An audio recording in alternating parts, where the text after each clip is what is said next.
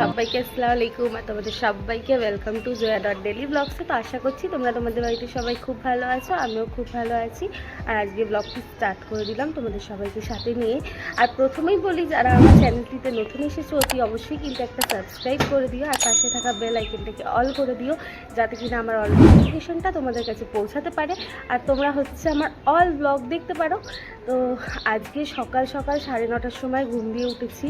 আজ প্রচণ্ড বেলা হয়ে গেছে। আগের দিনে তোমরা যে ব্লগ পেয়েছো সেটা তো তোমরা দেখতেই পেয়েছো। আমার শরীরটা খুব একটা ভালো ছিল না, তাই কারণে হচ্ছে আমার না ঘুম ভাঙিনি, তাই খুব বেলায় ঘুম দিয়ে উঠেছি। তো ঘুম দিয়ে উঠে হচ্ছে এখন ফ্রেশ হয়েছি, ফ্রেশ হয়ে ড্রেস বগেরা সব চেঞ্জ করেছি, তাছাড়া একটু লিপস্টিকও লাগিয়েছি। ঠিক আছে, সকাল সকাল হ্যাঁ ভালো লাগছিলো। আর ঠোঁটগুলো যেহেতু কি শুকিয়ে যাচ্ছে, তাই কারণে একটু লিপ বাম লাগিয়েছি, এটা লিপ বাম তো লাগিয়েছি। আর এখন হচ্ছে আমি সমস্ত কাজ গোছাবো। তাছাড়াও না সত্যি এই কাজের সাথে সাথে তোমাদের সাথে কিছু কিছু কথাও শেয়ার করব। আর তার সাথে হচ্ছে অনেক কাজ বাকি আছে, তো অনেক কিছু কাজ অফ ক্যামেরাতেই করব আজকে, যেহেতু কি আমার শরীরটা ভালো নেই। আর অনেক কিছু কাজ হচ্ছে ক্যামেরায় দেখিয়ে দেবো তোমাদের, ঠিক আছে? তো চলো আজকের ব্লগটা তাহলে স্টার্ট করা যাক এখান থেকেই। আর তোমরা অতি অবশ্যই কিন্তু আমার সাথে থেকেও কেউ স্কিপ করবে না। তো চলো।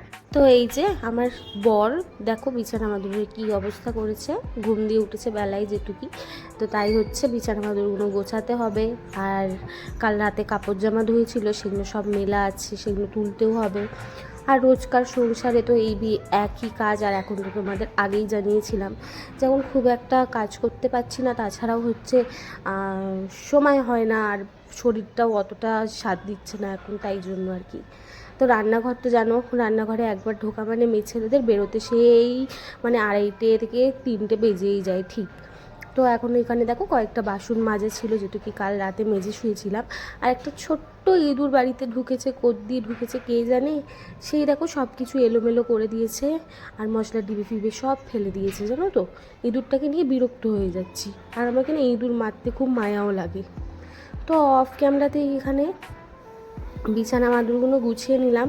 আর এই জামা কাপড়গুলো দেখো না 2 সপ্তাহ পর হসপিটালে ডেকেছিল, তো ভেবেছিলাম এগুলো পরে যাব। তো আমার বর বলছে না পরতে হবে না, আর ধুয়ে দেবো।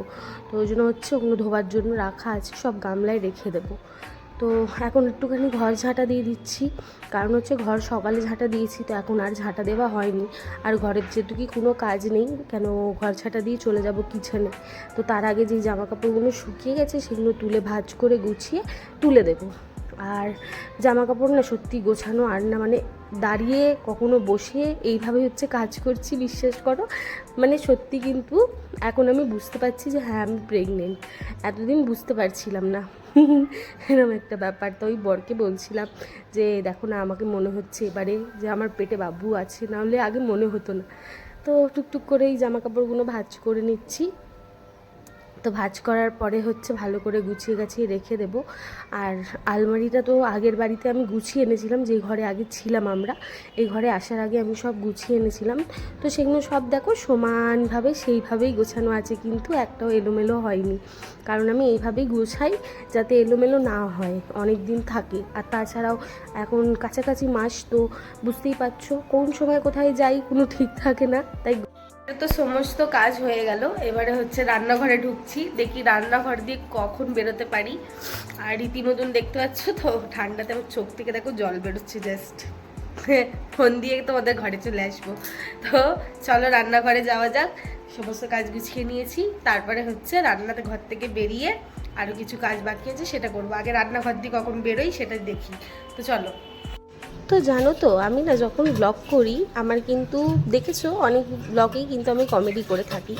তাছাড়াও আমি এইরকমই, বুঝতে পারলে তো, হাসি ঠাট্টা করতে বেশ ভালো লাগে আমার। কিন্তু যেহেতু কি আমি ঘরে একা থাকি, তাই কারণে হচ্ছে আমি নিজে একাই হাসি, নিজে একাই সব কিছু। আর তারপরে এখানে আমি রান্নাঘরে যেহেতু কি ঢুকেই গেছি এবারে, তো রান্নাঘরের সমস্ত কাজগুলো একেবারে সেরে নেবো। তারপরেই হচ্ছে ঘরের আর কিছু কাজ নেই, ঘর যা কাজ ছিল সবই করে নিয়েছি, শুধু রান্না করব। তো আজ সয়াবিন আলুর তরকারি করব কষা করে, আর ডাল করব, ভাত করব। আর এখানে রান্না করতেই সব থেকে টাফ কাজ লাগে, চাই ওটা 1 তরকারি ভাত হোক বা হচ্ছে 10 তরকারি ভাত হোক, সমানই ব্যাপার, ঠিক আছে দেখতে গেলে। তো এই রান্নাগুলো করে নিচ্ছি। আর এখন তো যেহেতু কি একবেলাই আমি রান্না করে নিই, দুবেলা আমাদের চলে যায়, কারণ আমার বর আবার রুটি বা হচ্ছে অন্য কিছু খেতে চায় না, ও আবার ভাত ছাড়া মানে খেতে চায় না আর কি। তো এখন এখানে দেখো আলু পেঁয়াজ সব কেটে ধুয়ে নেব। আর সত্যি বলতে একটা কেটে কাটে এক জায়গায় রেখে তারপরে যখন আমি কড়া বসাই, কড়া গরম হতে হতে আমার আনাজ কাটা হয়ে যায় আর সহজেই কিন্তু রান্নাও হয়ে যায়। তো গরম মশলা দিয়ে আদা রসুন দিয়েই আজকে সয়াবিন আলুর তরকারিটা করব। আমার বর বলেছে মাংসর মতন যাতে খেতে লাগে, আর কি ও মাছ মাংস ছাড়া না একদম খেতে পারে না গো। তো কিছু করার নেই, কখনো কখনো মাছ মাংস না খেয়ে একটু সবজি একটু সয়াবিন এইসব খাওয়া কিন্তু উচিত, শরীরের পক্ষে খুবই ভালো। তো এখানে একে একে সব মশলাপাতি দিয়ে হচ্ছে কষে নিচ্ছি। আর আমি এইভাবেই কিন্তু বেশিরভাগ মশলা কষেই রান্না করে থাকি। আর যদি কোনো কিছু ফ্রাই করার থাকে আমি সেটা আলাদাই ফ্রাই করে নিই, কারণ হচ্ছে পেঁয়াজে দিয়ে না আমি ফ্রাই করতে পারি না, সত্যি বলতে আমি বুঝতে পারি না যে ওটা ফ্রাই হচ্ছেও কি না, এরকম একটা ব্যাপার। তো এই জন্য আমি আলাদা করেই ফ্রাই করি। তো এখানে আমি কিন্তু কিছুই ফ্রাই করিনি, এরকম মানে আলুও আর এরকম সয়াবিনও দিয়ে দেবো। আর এখানে দেখো একটা বুদ্ধি খাটিয়ে, কলটা যেহেতু কি অনেকটা উঁচু, তো উঁচুর কারণে হচ্ছে জল পুরো চারিদিকে ছড়ায়। তো এই জন্য হচ্ছে আমি ভাবলাম একটু বুদ্ধি খাটিয়ে না হয় এই জিনিসটাকে এমন করা যাক যাতে আমি কিচেনে বসে আজকে বাসনটা ধুয়ে নিতে পারি। তো দেখলাম যে বেশ ভালোই বাসন ধোয়া হলো, আর বাসনগুলো সব মেজে নিয়ে ধুয়ে নিলাম। আর এগুলো সব হচ্ছে এখন আনাজ কেটেছিলাম, তাছাড়াও টিফিন করেছিলাম ব্রেকফাস্টে, বাসন এই জন্য এত বাসন পড়েছে। রান্নাঘরটা একটু পরিষ্কার করে মুছে নিয়েছি, একটুখানি শুধু ঝাঁটা দিতে হবে। আর এখানে ভাতটাও রেডি হয়ে গেছে। আর প্রতিদিন দেখো এইভাবে গ্যাসটা নোংরা হয়ে যায়, ভাতের ফ্যান পড়ে তবুও আমি চোখে চোখে রাখি তাও। এই রান্নাঘর দিয়ে বেরোলাম, প্রায় বাজছে হচ্ছে 2:30, মানে রান্নাঘর দিয়ে বেরোতে বেরোতে। তাও আবার এক তরকারি ভাত করতে করতে আমার অবস্থা দেখো, চুল ফুলের কী হয়েছে রান্না করতে করতে। তো দেখো রান্না কী রান্না করেছি। তো কী রান্না করেছি বলতে তোমাদের তো আগেই জানিয়েছিলাম যে সয়াবিন আলু কষা করে ঝোল করেছিলাম, আর কষা করেছিলাম, ঝোল খুবই কম রেখেছিলাম।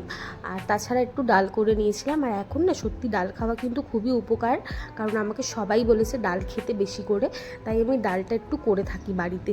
তো তারপরে এখানে দেখো কয়েকটা বোতল ছিল, সেগুলো ভরতে হতো, বোতলের ঢাকনিগুলো না সব ফেটে গেছে। আর নতুন ঘরে ছিলাম বলে আর নতুন বোতল বার করা হয়নি, এই ঘরে এসেছি, এবার এই ঘরে বার করবো। তো এখানে দেখো নতুন বোতলও তোলা আছে।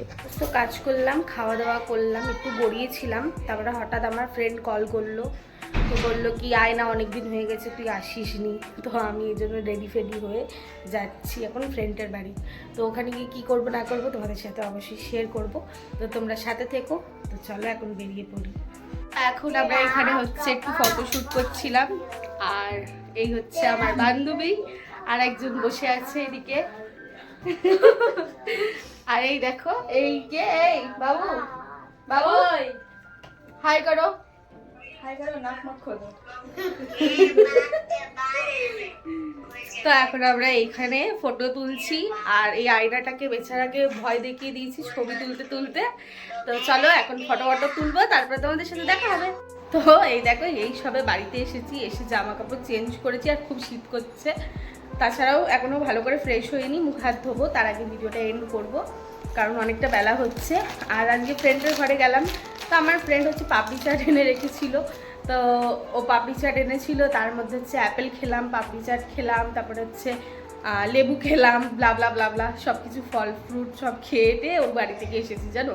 তারপরে আসার সময় অ্যাঙ্কাল এসেছিল, অ্যাঙ্কাল ওকে টাকা দিয়ে পাঠিয়েছিল, আমাকে বলছে কুচবি খাইগি লেলে, তো আমি 2টো চিপস নিয়ে এসেছি খাওয়ার জন্য, চিপস খেতে খুবই ভালো লাগে আমার, তো এই জন্য নিয়ে এসেছি।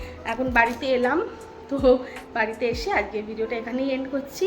আর তোমরা এইভাবেই আমার পাশে থেকো। আজকের মতন তাহলে টাটা, তোমাদের সাথে দেখা হচ্ছে আবার কোনো ভালো ব্লগ নিয়ে, আর ফের পরের দিন দেখা হবেই অবশ্য। তো চলো আজকের মতন তাহলে টাটা, তোমাদের সবাইকে আল্লাহ হাফিজ।